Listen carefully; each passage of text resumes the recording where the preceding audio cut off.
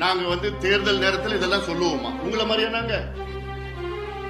உங்க முதலமைச்சர் தானே கடந்த விக்கிரவாண்டி இடைத்தேர்தல் நேரத்தில் நாங்கள் வெற்றி பெற்றால் வன்னியர்களுக்கு 15 விழுக்காடு இடஒதுக்கீடு கொடுப்போம்னு இப்ப இருக்கிற முதலமைச்சர் ஸ்டாலின் அவர்கள் அன்று தேர்தல் பிரச்சாரம் பண்ணாரு.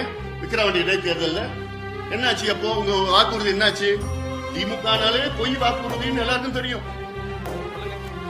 ஏன் போன மாசம் நடந்த நாடாளுமன்ற தேர்தலில் உங்களுடைய அடுத்த தலைவர் உதயநிதி ஸ்டாலின் அவர்கள், அமைச்சர் உதயநிதி ஸ்டாலின் அவர்கள் தர்மபுரியில பிரச்சாரம் பண்ணப்ப சொன்னாரு, நாங்கள் திமுக வெற்றி பெற்றால் வன்னியர்களுக்கு 10.5 விழுக்காடு இடஒதுக்கீடு உடனடியாக கொடுப்போம் என்று உதயநிதி ஸ்டாலின் அவர்கள் 2 மாதத்துக்கு முன்பு தேர்தல் பிரச்சாரம் பண்ணாரு. ஏன் அப்ப சொல்ல வேண்டியதானே, நாங்க மத்திய அரசுல கணக்கெடுப்பு நடத்திய பிறகுதான் நாங்க இங்க கொடுப்போம் ஏன் சொல்லிட்டு போறது? அப்ப என்ன பொய்ய சொல்றீங்க? எதுக்கு பொய் சொல்றீங்க? கூட்டுக்காக தானே. இது தேர்தல் நேரத்தில் நாங்க சொல்லுவோமா? ஏயா சிவசங்கர் அவர்களே,